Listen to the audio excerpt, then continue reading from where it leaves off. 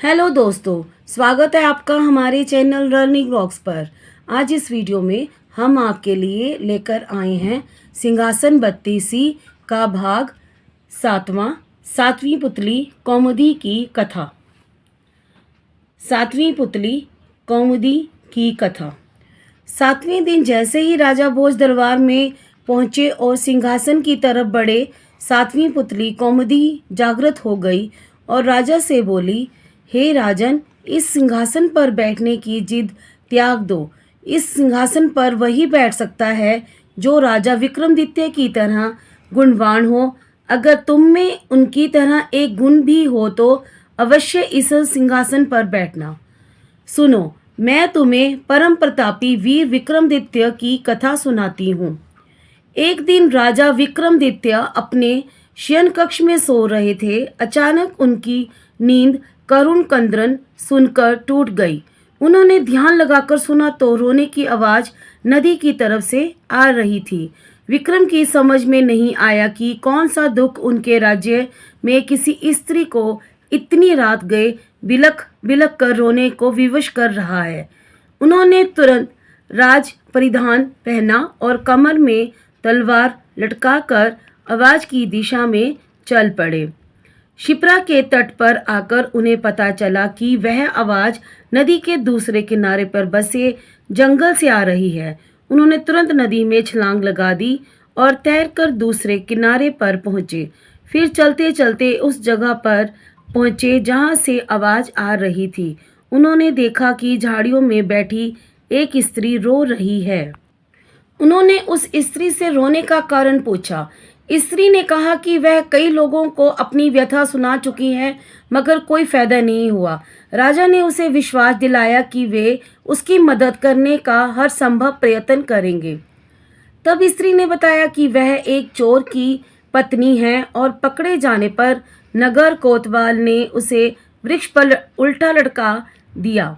राजा ने पूछा, क्या वह इस फैसले से खुश नहीं है?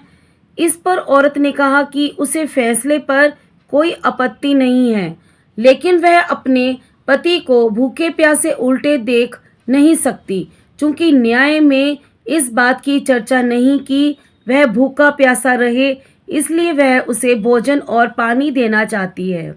विक्रम ने कहा कि अब तक उसने ऐसा किया क्यों नहीं?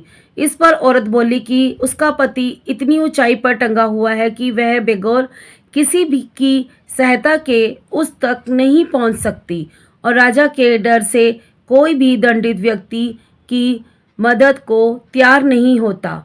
तब विक्रम ने कहा कि वह उनके साथ चल सकती है। दरअसल वह औरत पिशाचनी थी।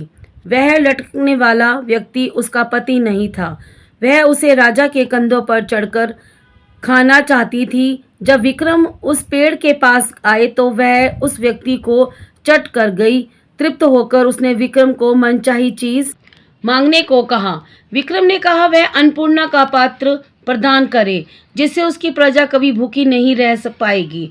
इस पर वह पिशाचनी बोली कि अन्नपूर्णा पात्र देना उसके बस में नहीं, लेकिन उसकी बहन प्रदान कर सकती है। विक्रम उसके साथ चलकर नदी किनारे आए जहाँ एक झोंपड़ी थी। पिशाचनी की आवाज़ देने पर उसकी बहन बाहर निकली। बहन को उसने राजा का परिचय दिया और कहा कि विक्रमादित्य अन्नपूर्णा पात्र के सच्चे अधिकारी हैं, अतः वह उन्हें अन्नपूर्णा प्रदान करे। उसकी बहन ने सहर्ष अन्नपूर्णा पात्र उन्हें दे दिया। अन्नपूर्णा लेकर विक्रम अपने महल की ओर रवाना हुए। तब भोर हो चुकी थी। रास्ते में एक ब्राह्मण मिला। उसने राजा से भिक्षा में भोजन मांगा। विक्रम ने अन्नपूर्णा पात्र से कहा कि ब्राह्मण को पेट भर भोजन कराए। सचमुच तरह तरह के व्यंजन ब्राह्मण के सामने आ गए। जब ब्राह्मण ने पेट भरकर खाना खा लिया तो राजा ने उसे दक्षिणा देना चाहा।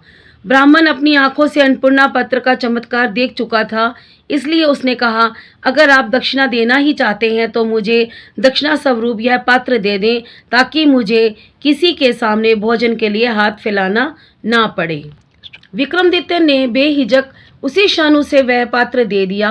ब्राह्मण राजा को आशीर्वाद देकर चला गया और वे अपने महल लौट गए। कौमुदी बोली, बताओ राजन, क्या तुम ऐसा कर पाते अगर राजा विक्रमादित्य की जगह होते? इतना कहकर कौमुदी पुनः सिंहासन में जाकर जड़कत हो गई। राजा भोज विचारों में खो गए और सिंहासन पर बैठने का अन्य उपाय खोजने लगे। अगले दिन 8वीं पुतली पुष्पावती ने रोका राजा भोज का रास्ता। पढ़े अगले अंक में। हमारे चैनल को सब्सक्राइब करें अगले अंक पढ़ने के लिए। Thank you.